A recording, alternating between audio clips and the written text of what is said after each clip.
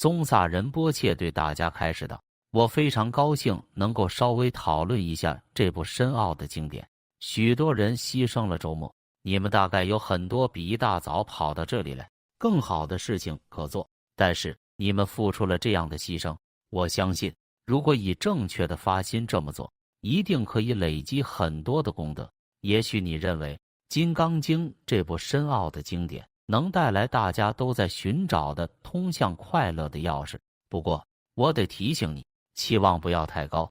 也许有些人来这里只是想得到加持，主要不是我的加持，而是佛陀亲口提过好多次，来自这部经本身的加持。人们相信，如果和佛法有缘，《金刚经》能带来极大的加持。也许有些人想，这是一个宗教的开始，期待听到许多什么是对，什么是错，什么该做，什么该避免等实用的教授。宗教总是与道德规范联系在一起，我们对佛教也有这样的期望，渴望得到应该如何做的指导，是人类的天性。我注意到《金刚经》在中国的大乘佛教徒中非常受欢迎，这很好。最近我在读老子的《道德经》，我觉得它与《金刚经》相类似。不过，尽管中国人喜爱读《道德经》，却似乎喜欢流连在儒家的思想里。我们向往得到简单的指南，就像许多宗教和哲学体系所提供的指导。我们渴望被告知，如果这样做或那样做，例如拥有正确的见地和行为，就可以得到某种成就作为奖赏，比如可以生在天堂，这是我们想听的。也许佛教应该有些简单可遵循的规矩，比如说佛教徒一生必须去朝拜一次菩提伽耶，或者佛教徒不能吃鸡肉，印度教不许吃牛肉，伊斯兰教不许吃猪肉，那么佛教徒就不许吃鸡吧。另外，佛教徒每天要做3次祈祷，早上、中午和晚上各一次。只要如此，就是佛教。如果这就是佛教，地球上会有比目前多100倍的佛教徒。但是，幸或不幸，佛教不是那么简单，它非常多样化，有极丰富的多样性。它深邃、广大、无穷无尽。须菩提，那位叙述或开始了此经的人，曾问道：在未来的末法时代，人们真的会接受这样的教授吗？佛答道：你怎么可以问这样的问题？记得吗？有许多理由可以说须菩提是对的，他的疑问是非常有价值的。当他问他们能接受吗？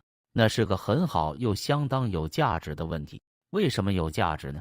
因为这部经中的话语超越了平常的概念。不过，不要认为因为这部经非常神圣，所以超越了我们的概念。月称菩萨曾说，一个人至少要证到菩萨出地，才能够诠释佛经。因此，请不要期望我去逐字逐句地解释这部经。不过，我会试着摘录无著菩萨和莲花戒菩萨著论中的一些解释。为什么《金刚经》的内容如此难以接受？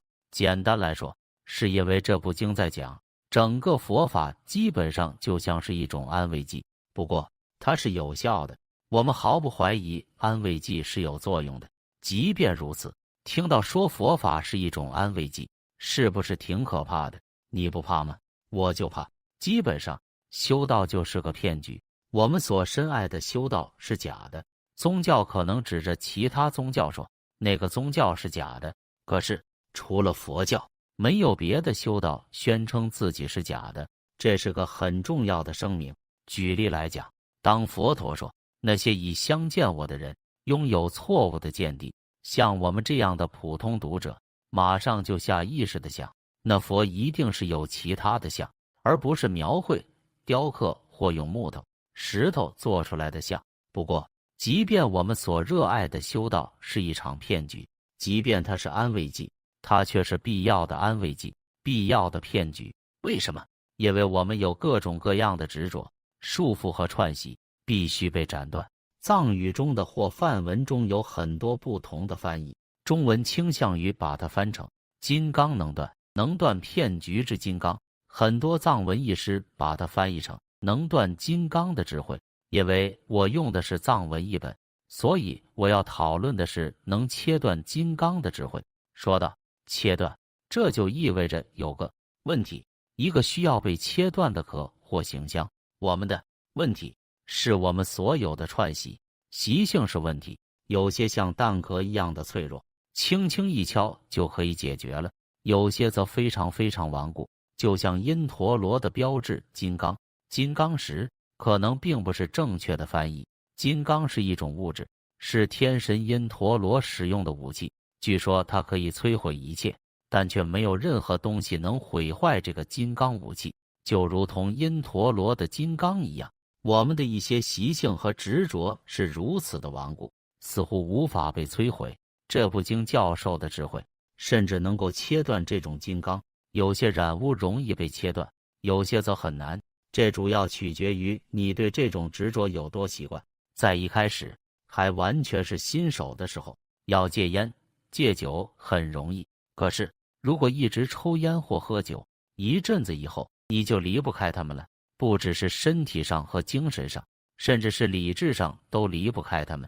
如果你突然停止喝酒和抽烟，和那些抽烟喝酒的朋友们混在一起，就会觉得很别扭，没办法真正的跟他们交流了。所以即使你意识到喝酒抽烟很明显会让你的身体和精神都受损，还是停不下来。你抽烟的习惯、喝酒的习惯变得很顽固，不过还没有金刚强。假如你最终采用了某种方法，去看精神科医生或心理医师，或者进行某种治疗，强迫自己停止抽烟喝酒，然后会发生什么呢？你会为能够达到不抽烟和不喝酒的境界而骄傲。在《金刚经》中，这种因戒了烟、戒了酒而产生的骄傲，就像是金刚，它是最顽固的习性。只要你落在戒了烟的状态里，这就意味着你还被曾经抽过烟纠缠着。这部经一开始就讲到，你不仅不应当抽烟，他还讲到你应该超越不抽烟。这就是为什么须菩提问佛陀，末法时代的普通人能接受这种教法吗？这是个非常有价值的问题，一个非常可以理解的疑问。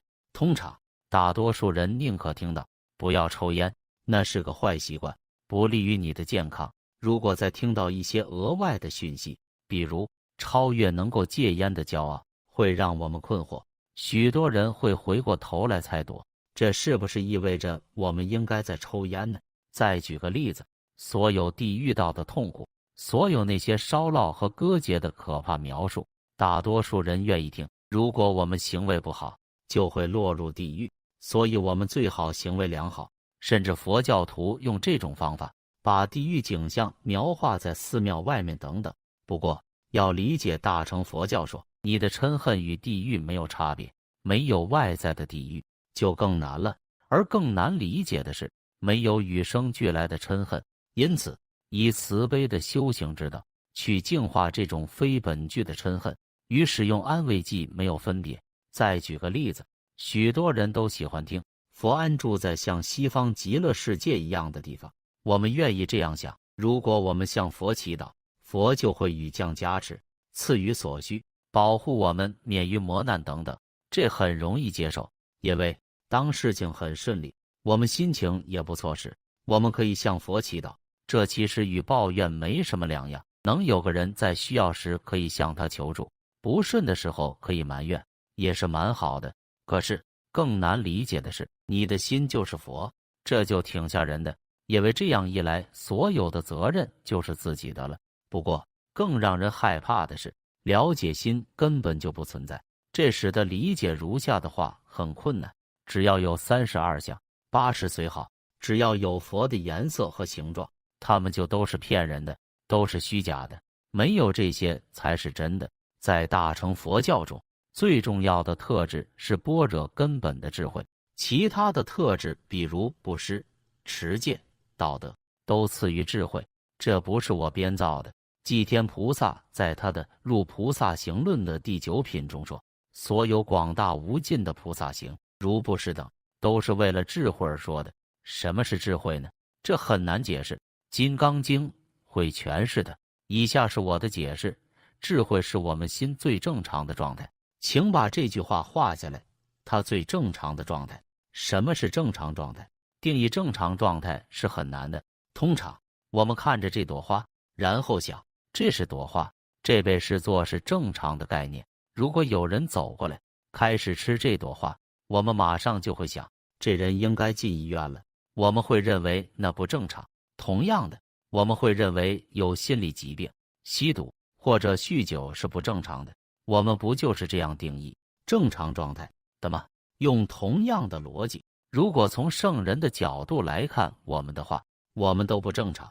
为什么呢？因为我们有心理疾病，我们有贪欲、嗔恨、嫉妒、傲慢等等，所以透过我们的病态而得到的所有认知都是不正常的。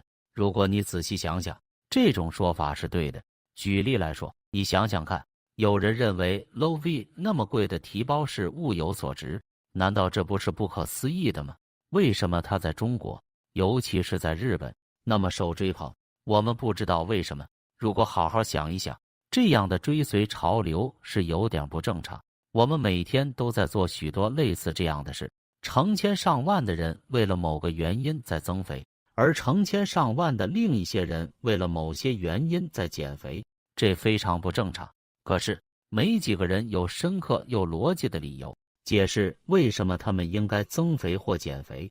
一个类似的例子是假日旅行，我们几乎不知道自己为什么要去旅游。现在大家去的目的地都没什么特色或特别，没有多少不同，到处都一样，基本上就像是到了你自己城市的另一个角落。除了因为是假日，夫妻有更多时间吵架。同样的，商店里的时装看起来也都一样。也许是我不够敏感，不过我真的看不出 Kenzo 和 Yamamoto 之间有什么明显的区别。前几天我坐在一家咖啡店里，人们背对着我走向一个扶梯，所以我只看到他们的背影，不看他们的脸。这些人看上去简直就是一样的。所以我们在地球上做的一些事情，从一位真正圣者的角度来看，实际上很不正常。比如，假设我能在地球上活80年，这要求已经很高了，野心很大。不过，就算我真的活80年，这意味着我的生命已经过去一半了。在剩下的40年里，我需要多少条牛仔裤？我想20条就够了，需要大概80件 T 恤衫。如果这么估算的话，我的生活可以过得很经济的。不过，我们可不是这样购物的，不是吗？有的人买东西就好像我们有10万只脚，或者10万辈子可活。我们当然可以责怪广告公司，不过是你的心不正常。当然，这种不正常对生意是很好的。如果人人都真的心理健康了，生意就做不下去，因为谁还买东西呢？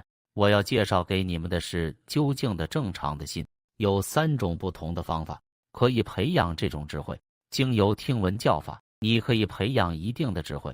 比如，你听到这些教授，而且觉得有道理，这就是一种小的例证式的智慧。不过，如果你思考所听到的和读到的，然后产生了更大的信心，那就更好。但是，经由听闻读诵而产生的智慧和经由思考而得到的智能，是透过推理逻辑产生的，就像是听从了医生的建议，然后思考它一样。真正的智慧只能来自禅修。禅修时，我们做什么？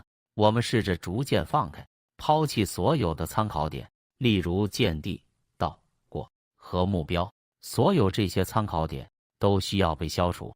只要有参考点，我们就会一直比较，而与参考点做比较，常常就是不安全感的来源。顺便提一下，我可不是说把心放空，因为这本身就是一种参考点。我的意思是，不要被参考点抓住或困住。让我们从这部经的名字开始，《金刚经》，这里我把它译成能断金刚的智慧，它也被称作《金刚般若波罗蜜经》。这300偈颂的经文非常简短，目的是为了让追随者可以读诵、书写和保存它。这部经从阿难陀的宣告开始，如是我闻一时。这句如是我闻是个很重要的宣告。一方面，这说明阿难陀是个见证者，同时透过声称如是我闻，也在表明阿难陀的解释或说明不是出自他自己的正量，他只是在复述佛陀讲过的话。还有经由说明是他听闻的，他也没有宣称他已经理解了。你们必须记住，这是一部大乘经典，不过讲述者却是声闻。阿难陀不是大乘弟子，他是声闻。很奇怪，我们大乘弟子看不起声闻乘，叫他们小乘。没有他们，我们所有的经典都不可能存在。例如《心经》是由另一位声闻舍利子叙述的，如是我闻一时，就更精确了。这表示它不是个模糊的场合，而是于特定的时间，在特定的地点。这里所指的具体地点就是指树给孤独园，在这个园的中间有一片树林，叫奇树。奇树林这个指树给孤独园在舍卫国，人们相信佛陀在舍卫国停留的时间最长，不仅是阿难陀，而且还有1250名大比丘也在场。不只是声闻乘的比丘，还有许多大菩萨。一天早晨，佛陀从居住地起身，这一赤膊入舍卫大城。起食结束后，开始吃饭。中午把一天中的最后一餐吃完后，他收起衣钵，洗了脚。这些都是象征性的教授，以便烘托出这个深奥教法的氛围。然后他非常专注地笔直端坐在天神铺好的坐垫上。那时许多大比丘聚拢来恭敬顶礼，绕佛3圈，坐在佛的周围。然后在一个特定的时刻，尊者须菩提也来了，坐在某个地方。随后须菩提起身，把他的法衣搭至左肩，右膝着地，双手合掌，对佛说：这就是场景。在经典中常常能找到关于场景的描述，这也许很印度化，不过这些场景的具体细节却非常深奥，同时提供历史背景给我们。请记住，这是个很重要的教授，其中一些抽象的论述等同于目前那些物理学家在会议室里讨论的似乎是原创的发现，只不过这些问题在2500年前就被探讨过了。假如你认真想一想，这真的很稀有。2500多年前，在印度的某处树下，佛陀和他的弟子们讨论着最深奥的话题。他们没有讨论如何去统治国家，如何以例如，如果不这样和那样做，就会下地狱的话恐吓民众。他们讨论的是深奥又先进的话题，可以理解的。须菩提跪下后，首先赞美佛陀：多么稀有啊，佛陀，多么稀有啊！佛特别的护念诸菩萨，他说了2次稀有，这是他所做的重要评价。这里需要解释一下，也许正是因此，中国的高僧大德们也极为强调读诵《金刚经》，建立佛的继承人是很重要的。如果你读诵、思考和修持《金刚经》，你就成为佛的传人。伟大的是，每个人都可以平等地成为佛的传人，没有人是主要的继承人。成为佛陀的传人，不只意味着成为佛的孩子，而是能继承佛的圆满。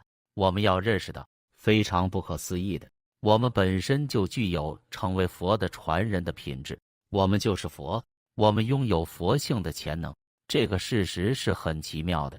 同时，如来特别护念那些培育佛性潜能的菩萨，也是同样稀有的。须菩提问佛：菩萨怎么才能圆满深奥的道？菩萨如何才能证得本性？佛说：善哉！赞许须菩提的问题，然后建议须菩提专心听。接着佛说，他将要解释菩萨应当如何建立，如何安住在这深奥的道上，如何发菩提心。佛最开始跟须菩提讲的话是关于菩萨的发心。菩萨应当如何发心呢？菩萨一定要有度化一切众生的决心。所有卵生的，比如鸟；所有胎生的，比如人；所有湿生的，比如蝴蝶；所有化生的，如天神；所有像我们一样有形色的，以及无色的，比如某些天神或鬼；所有那些像我们一样有思想，但是没有粗重五蕴的，比如一些高级又特别的神，甚至那些无想、更高级的天神。菩萨要引领所有众生证入究竟涅槃，而得度化。当然，所有地狱道、恶鬼道和畜生道的众生都要度化入涅槃。不过，这个陈述是说，即使是最高的无想天的天神，也包括在这里。这样的天道常常被误认为就是涅槃。事实上，有些宗教可能就只是以这个境界为目标，可是所有这些境界，无一例外的都必须被度化。这就是菩萨应当如何发心。接下来是这段话的关键。佛说，当所有无量无数无边众生被度化后，菩萨一定不要认为有任何众生得到了度化，这是真正的关键。记得我提到过的安慰剂吗？希望所有众生快乐，希望所有众生证悟，激励着我们的修行。可是，在下面的这段话中，佛说，菩萨必须了解，实际上没有任何一个众生得到了度化。这表明，相对菩提心实际上就是一种安慰剂。不要误会，当佛说菩萨不要认为有任何一个众生被度化了，他不是在说菩萨不应当满足于救度众生的行为，应该继续去度化更多的众生。他是在说，如果菩萨看到有一个真实存在的我，一个真实存在的人，一个真实存在的众生，那么这位菩萨的见地是错误的。任何认为有寿者、寿命长度存在的菩萨，不是真正的菩萨。可是我们的心是这样想的，我们中有些人认为自己是菩萨，认为真实存在的众生承受着真实存在的痛苦，需要我们的帮助。不过，如果一名菩萨执着或固化于认定众生是一个实体，那么这位菩萨只不过是在积聚痛苦的因。事实上，我不存在，人不存在，众生不存在，没有什么是寿者，什么是我只不过是贴在由诸运组合而成的几个实体上的标签。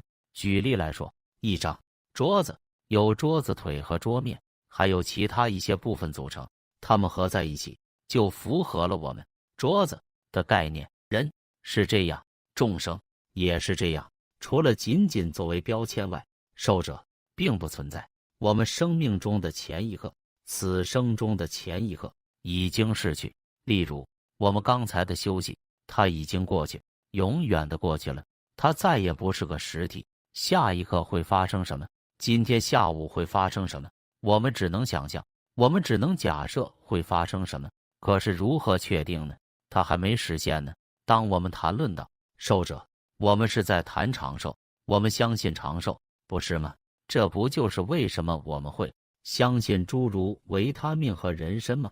可是真相是我们只是在想象，就如同我们想象今天下午的计划一样。这就是为什么当菩萨度化众生时，一定要知道没有人或者众生被度化了。再说一下，当菩萨了悟到没有真实存在的众生被度化，这就是究竟菩提心。这不是否定，如果它是否定的话，那就意味着有众生可被否定，菩萨也不抛弃众生。如果是抛弃的话，那就意味着有众生可被抛弃。这就是为什么佛在《金刚经》中说，菩萨要有度化所有众生的发心，不只是鸟类、人类，而是所有众生，包括那些无想的天神。但是菩萨一定要了悟，没有任何一个真实存在的众生被度化，这就是究竟菩提心。同样的，举例来说，当一名菩萨布施1枚硬币给一个乞丐，这个布施的行为必须是基于如下的了悟，就是没有真实存在的对象可做布施。即便如此，菩萨还是要布施这枚硬币。佛从没说过我们不应该这么做，这相当的深奥。出离心也是这样，出离的标准概念是了知执着是无用的，没有本性的，所以我们应该摆脱掉它们。例如，在孩提时代，我们觉得沙堡和玩具很好玩，可是到了10几岁的时候，就觉得它们没意思了，因为我们知道那些不是真的。孩子气的玩具被溜冰轮鞋、滑板、松松垮垮的牛仔裤所取代。成年后，我们意识到滑板完全没有用，也无意义，所以我们就戴劳力士手表，买昂贵的汽车、镶金牙等等。不过，到了80岁左右，我们发现这些也没有用。到那时候，可能像桌布和筷子这类的东西能让我们开心。知道自己基本上厌倦了旧的玩具，是一种我们具有的很重要的处理。不过，不仅仅是这种处理，我们谈的是没有什么可以出离的处理，这是最伟大的处理。所以，当我们粉碎沙堡的时候，我们并没有摧毁真正的城堡。同理，当不施时，其实并没有可以施予的真正乞丐。不知怎么地，我们陷入了认为金钱及所有物是很重要的观念。但是，只是人类的心决定了金钱和所有物是必须的。比如，现在我们的心认为石油是必需品，因为我们要开车，要坐飞机，所以石油很重要。可是，也许在50年内，我们会决定水更重要。也许我们会因为水而争斗。你看，加诸于石油、钱币、金子、钻石或者房地产的价值，只不过是由我们染污的心加诸其上的。在实相里，石油与水超越了这种价值。这就是为什么修布施的菩萨一定不能住相，不能住于生、位等等，甚至不能住于布施的相。为什么？因为如果菩萨修布施时渴望或依赖于相，那么这位菩萨就在量度。如果这位菩萨在量度，就表明有个参考点，好像菩萨在期待终点线，好像有一个终点线似的。而这意味着痛苦，意味着竞争与焦虑的痛苦。佛问须菩提：你认为东方的虚空能够被量度吗？须菩提说：不能。佛接着问须菩提：南、西、北方的虚空能够被量度吗？须菩提说道：不能。佛接下来说：须菩提，如果一位菩萨不住于度量或任何相或者终点线，那么这样的布施就是我们所说的无量布施。这种布施的结果是无量的，无法量度。这可不是文字游戏，这又是一个非常重要有关量度的教授。通常在宗教的思维中，我们总是在衡量，比如如果我们布施给穷人，下一世就会富有，有这类的界限，有这类的量度，并且还有其他的量度。布施1枚硬币不如布施100枚硬币那么慷慨。相较于菩萨施舍自己的血肉之体，布施钱币就什么都不值了。总是有各样的量度，就像在用磅秤称重量。只要我们还在称重，还在度量，我们就总会觉得自己是有限的。经典里从来也没有写过，只有当我们把自己的头砍下来100万次之后，才能圆满不施行。没这样的东西。然而，听闻当释迦牟尼佛还是菩萨时，曾布施自己的肢体给老虎这样的故事，对我们这些普通人来说是一种启发。我们会说，多么了不起的布施啊，多么慷慨呀！当释迦牟尼佛还是菩萨时，有一次他其实只得到5粒米，在返回的路上遇到了迦叶佛，他把这宝贵的5粒米抛向迦叶佛作为供养。通常如果米是这么的珍贵，我们可能会用纸把米包好，确定放到接受人的手里，而且被恰当的使用。可是他只是把米抛向了空中，因为得遇迦叶佛给了他如此深刻的启发，将米抛出去是他能做的最好的供养。由此功德，据信他成为了转轮圣王，伟大的宇宙之王。我们在谈论的是最上乘的布施。要注意到一件重要的事，佛不是在否定布施的行为。你不能想，好吧，既然没有什么可以布施的，那就不用去布施了。如果你已经了悟到没有什么可以布施的，你怎么会想那就不用去布施了呢？所以佛做了结语，告诉须菩提，菩萨要把心安住在这个教授上。接下来佛问须菩提，可能以身相见到如来吗？身香包括顶髻和金色的佛身等等这些。须菩提说，不能，不能以身相见到如来。这次实际上是须菩提在给我们教授，那么这些相是什么呢？须菩提说，它们实际上代表无相。当然，在我们的寻常心里，我们喜欢把佛想成是跟你我一样的佛教徒，佛是我们的英雄、大明星。当我合掌向佛祈祷时，我禁不住会这样，我的习性立刻造作出一个特别的身香，从我的角度看，是所谓漂亮的身香。比如32相好中的一种就是据信佛身的高度和宽度是一样的，这点很难想象。如果我们真这么看，这就是一个箱子，一个很胖的人，有很多这样奇怪的事。佛的耳垂碰到肩膀，这难以想象。佛的手指间有网，即使我们诗意地说佛的手指间有会发光的网，那也没用。佛的手像鸭蹼一样，佛的指甲像桶。如果佛要，他的舌头能罩住自己的整张脸。有许多这样的东西超越过我们。不过也许我不该说超越过我们，这些相好是不可思议的象征性教授。我们的心有一种复杂性，佛陀作为我们的参考点，是所谓的理想的榜样，它与我们不是完全不相关，而是有一些共同之处。同时他是我们的理想，所以他理应比我们好，否则他就只是个普通人。那我们为什么要跟随他呢？所以他不得不比我们好一点点，或至少比我们好一半。这就是复杂之处。我们到底想要什么，自己不知道。有时候我们希望他跟我们差不多，那样我们能跟他聊聊，可以跟他沟通。可是如果他跟我们太相似了，那我们就不能被他启发。如果他完全超越了我们，那他又不能成为我们的参考点了。如此，我们到底在追随谁？许多宗教相信神是不可见的，神没有相。在佛教中，我们有无相之相，这很重要。因为如果想成为理想主义者，至少你要有某种桥梁。这就是为什么如来说到身相，他指的是无相。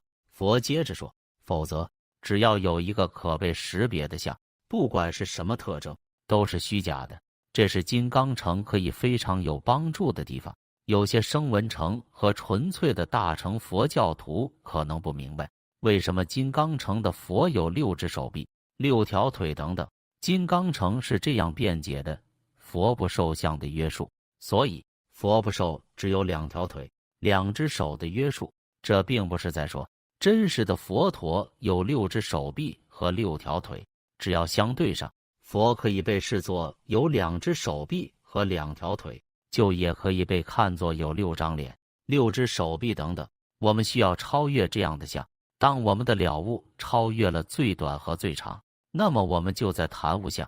当我们能够见到相的无相本质，我们就能见到如来。此时须菩提问佛，在未来的末法时期，寻常的众生能够理解和对这个教法有信心吗？佛说，不要这么说。如来灭度后很多年，还会有众生欣赏这些深奥的教授，还会有众生听闻了这些章句就升起信心。须菩提，你要知道，这样的人不只是在一位佛前，而是在很多很多佛前种了善根。须菩提，将来任何人听闻到这些教授，哪怕是一刹那升起了清净的信心，如来悉知此人。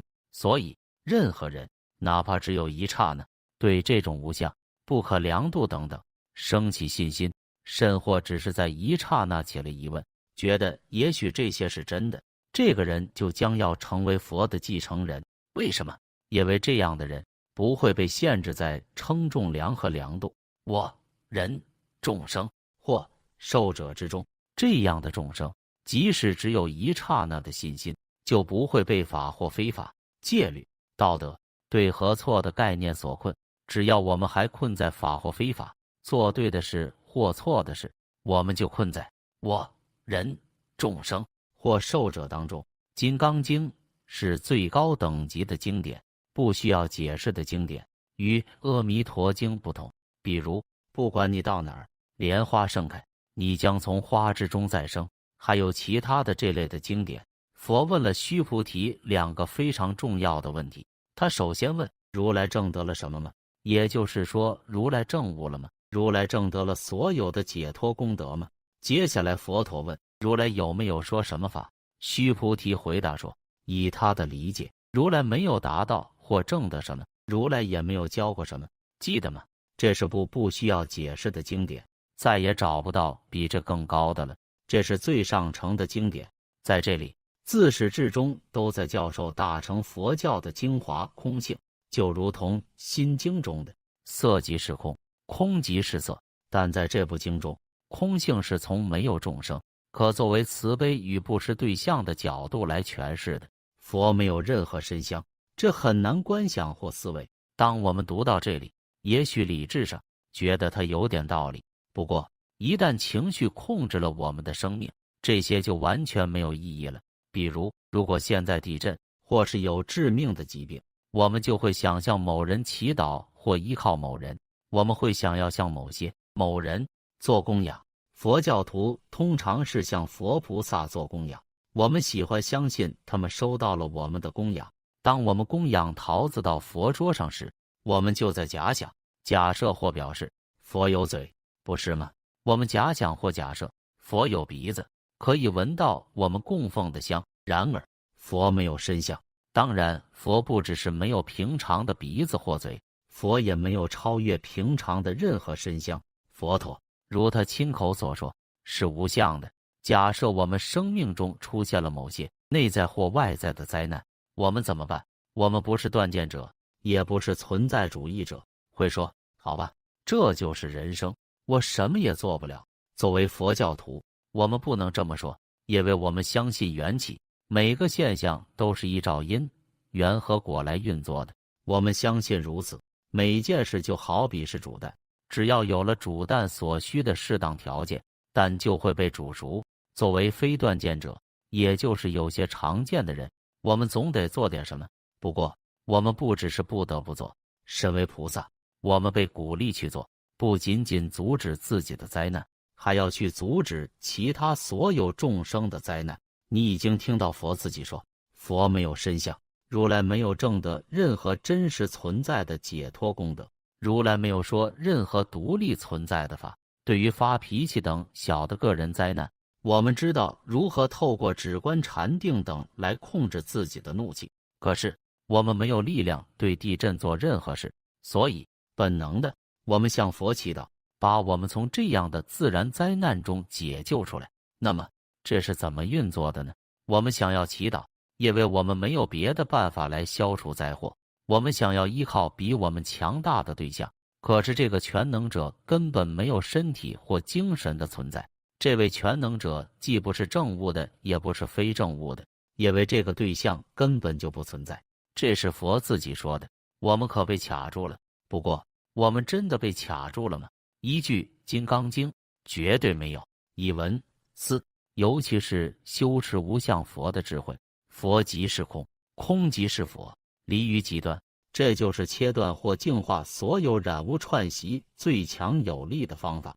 这些习气是造成我们外内逆所有灾难的根源，这就是它运作的方法。假设有一场地震，我们可以念诵、思维并修持《金刚经》，或者如果我们不是聪明的佛教徒，我们可以想佛真的就在那，像须弥山一样大。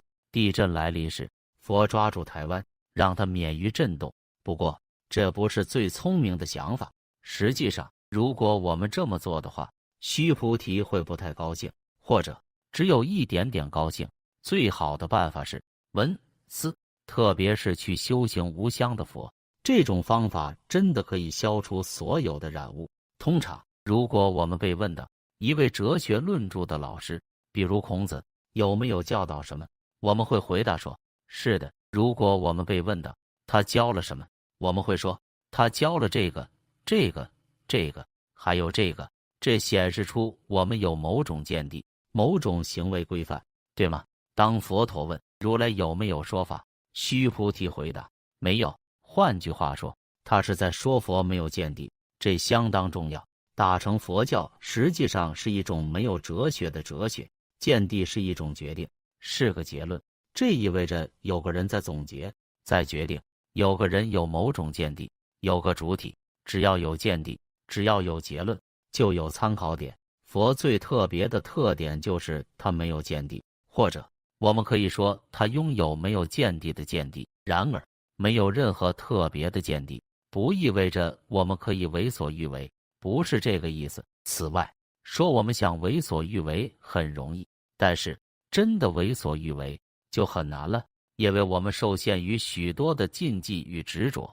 我怀疑这个房间里有任何一个人真有胆量为所欲为，因为我们有执着。有许多法教似乎是道德规范，不杀生、不偷盗、不妄语。佛教不否认这样的教授。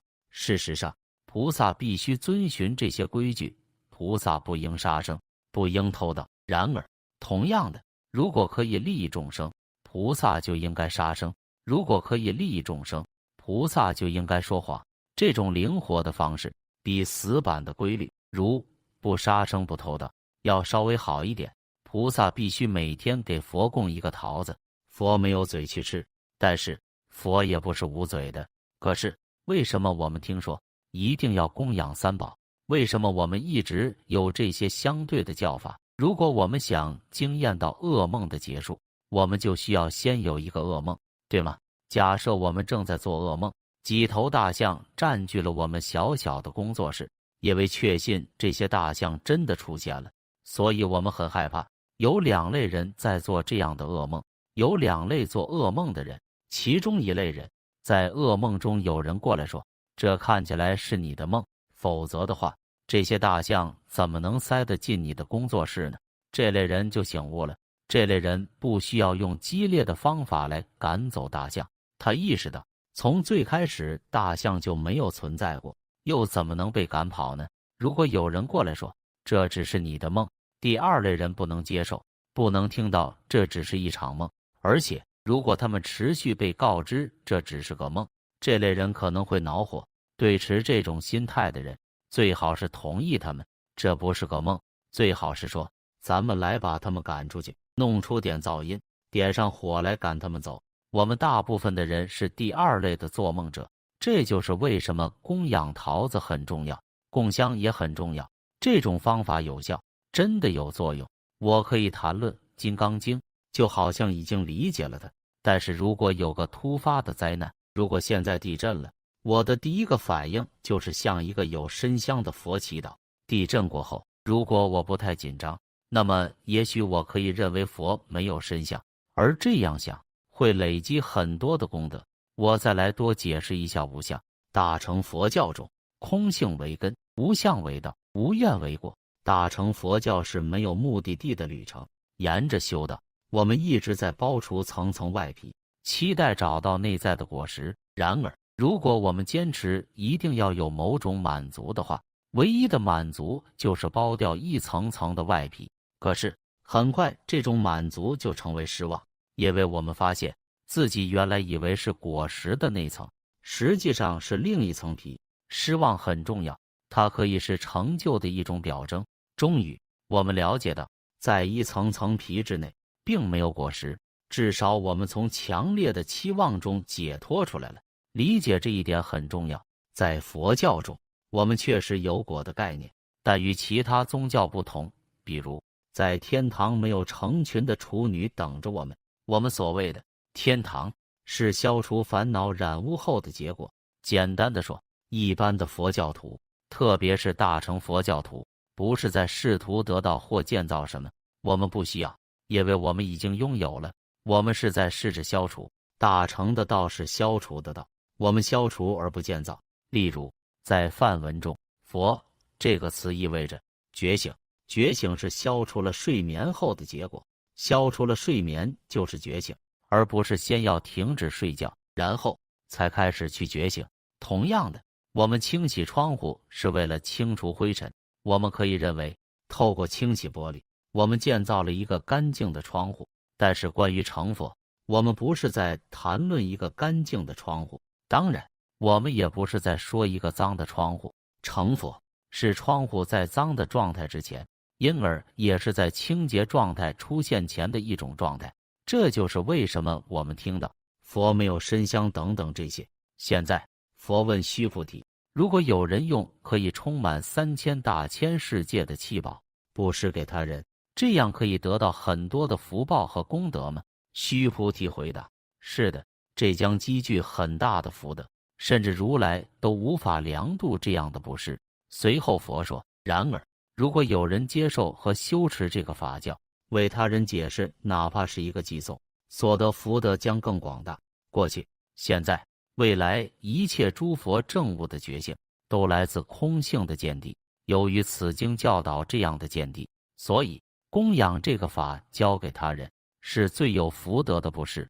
从这一偈颂，我们了解到，有一种善行会留下残余，另一种则没有残留。有残留的善行是缘起的，是无常的，是一种和合的现象。用可以充满3000大千世界的七宝来布施，可能是一种非常了不起的布施，但是它仍然是一种和合的现象，所以它还是有限的，受制于无常，所以会被耗尽，它将停止存在。文思的善行是有残留的，然而修持空性和安住在空性上不会有残留，所以不会被耗尽，有更大的功德力量。佛不是在否定或者不鼓励会有残留的善行功德，他只是指出会产生或不产生残留的行为之间的不同。事实上，会有残留的善行，比如供养珠宝，还是很必要的，这会使我们向没有残留的善行开放，这就是如何起作用的。例如，如果我们花了点钱买这束花来做供养，这就是一种形式的牺牲，一种形式的去除执着。假设我们很吝啬，不舍得花1分钱来买花做供养，可是我们还是设法花了几分钱买了这花。每一次我们修习这样的去除执着，它就打开了我们这个容器，使得我们可以更好地理解空性，也就是不留残余的善行。我们将能更好地理解到，在实质上没有什么可执着的，就如同从来没有噩梦里的大象可去害怕一样。一般来说，声闻乘八道分成了4类，大乘佛教中从初地到10地。不过在佛法共通的教授里提到须陀洹、入流、斯陀含、一往来、阿那含、不来和阿罗汉、破底。佛问须菩提，须陀洹能这样想：我证得了入流的果位了吗？须菩提说不能，因为须陀洹听起来是一个人入流了，但实际上没有流可以入。为什么没有流？因为没有色的流，没有声的流，没有香味触法的流。心经中说，色即是空，空即是色，色不异空，空不异色。同样的，须陀洹达到这种境界时了悟道，色触声等等都不独立存在，既然没有这些流，哪儿有流去入呢？因此没有所谓入流这件事。当菩萨了解到没有流可以入，这本身就是入流。我们许多人认为，当菩萨证得某地的时候，会有个特别的典礼，好像荣耀的爵士身份，或者被授予勋章。很多人觉得，从一个地到下一个地就像是晋升，人心喜欢按等级架构来想。可是实际上，当你了解到所有的法都不存在，因此也没有流可入，这就是入流。然后佛问须菩提，斯陀含能这样想：我证得了一往来的果位了吗？须菩提再次说不能，因为斯陀含意味着你只达到了涅槃一次，然后又回到轮回，但是没有涅槃可去，也没有轮回可回，因此也就没有去或者回，也没有谁去或者谁回来。证得如此的菩萨叫一往来，这是个标准的回答，却有着深奥的道理。记得我们说过的清洁窗户玻璃吗？每个人都喜欢清洁窗户，可是没有人认真想想在肮脏和干净状态之前的玻璃，那是窗户的一个重要特性。肮脏和清洁之前的玻璃原始状态，就是这里的要点：轮回之前和涅槃之前。等我们谈轮回和涅槃的时候，我们早已经移开了一步了。如果仔细想想，我们会发现，在我们的心中，大多数时候，涅槃不是真正的涅槃，只不过是更精密的轮回，这让它更糟糕了。接下来，佛问须菩提：你认为达到了阿那含最高境界的菩萨会想：我证得了不来的果位了吗？须菩提回答说：不会，不来，是因为没有世界可回来。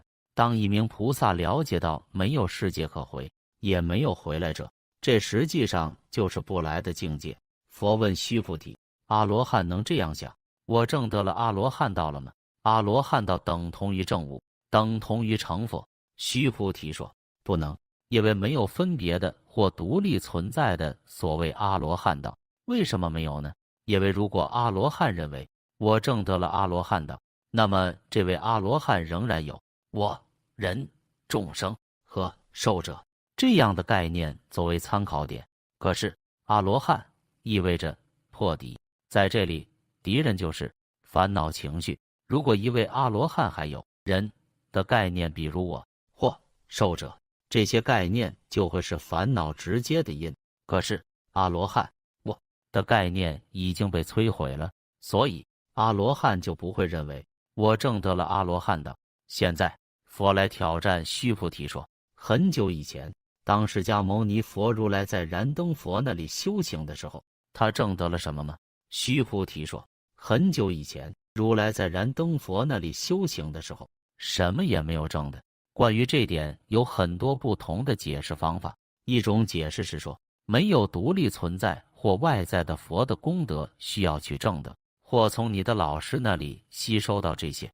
另一种解释是说，你已经具备了试图要证得的所有佛的功德，32相80随好，每一样你都已经具备了，不需要去证得任何东西。所以在老师那里修行并没有什么可以得到的。这点在金刚城体现得很好。上师不能把佛的功德注射给你。当我们雇用老师来拆解我们的时候，这位老师打碎我们的大象。不过这很痛苦，因为我们都有点是受孽狂，而且我们喜欢我们的大象。别忘了，我们的修道是消除烦恼染污的道。下一个问题，净土的追随者们会非常感兴趣。当菩萨在道上会发许多愿和祈祷，比如当我成佛后，让我能证得如此这般的美丽佛土，让众生可以转生到那里修正成佛。所以佛问须菩提，当菩萨祈祷时，这名菩萨建立起了庄严美丽的佛土吗？须菩提说，没有。当我们说到佛土时，这立刻就意味着有中央及边界，还有方向。如果有边界，那就有围墙。如果有围墙，这就表示我们在谈论房地产了，这会带出许多问题。当菩萨建造佛土时，他们怎么做呢？他们建造一个没有方向、没有边界、没有中心的佛土，每一个地方都是佛土，没有终点。佛土中没有哪个部分是真佛土，而其他地方不是真佛土。这点和金刚城坛城的概念配合得很好。坛城常常以圆形做象征，圆没有起点，也没有终点。当然，当我们谈到净土或极乐世界，有限的人类的思维就观想宫殿和游泳池。可是想象一下，如果你在被描绘的阿弥陀佛的极乐净土里住上100年，你不觉得你会很无聊吗？我是以身为人的角度这么说的。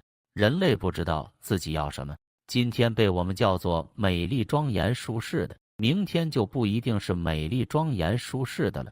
所以我们到底想要什么样的净土？其实任何通过分别心所经验到的对象，包括净土，不都是很有限吗？所以联系开始时的陈述，基于所有我们讨论过的，释迦牟尼佛强调，所有的佛和大菩萨要以不住的态度发菩提心，不住于相。比如佛的相好，不住于声；比如佛的教授，不住于味道、感觉、意识的对象。菩萨摩诃萨应不住于所有这些，升起菩提心。佛问须菩提，如果有人的身体像须弥山一样大，这样的身可以算大吗？须菩提说，是的，大的难以置信。因为如来说非身，所以是大身。佛又提出另一个挑战，你说恒河的沙多吗？须菩提用跟前面一样的推理回答，多。现在释迦牟尼佛回到相对的修持，他问须菩提，如果一位佛子或佛女用像恒河沙一样多的七宝来充满3000大千世界，供养佛菩萨，这样会累积很多的功德吗？会有很大的福德吗？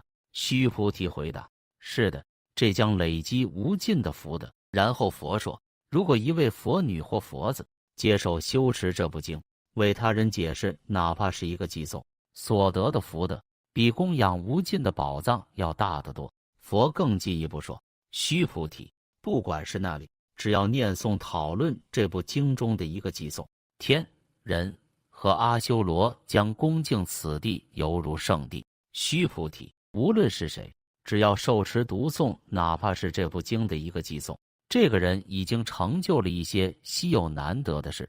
不管是那里供奉了这部经，佛就在那里，并且不管是谁保存了这部经，这个人应该被视作佛的传人和杰出的弟子。既然我们已经听到所有这些不可思议的利益，同时为了让这个周末更值得，我想我们可以念这本经的一部分，然后你们可以在家把剩下的念完。我认为大家一起念会很好。有时候两个人不能抬起一座大山，不过一群人可以做得更好。今年我们就讲到这儿。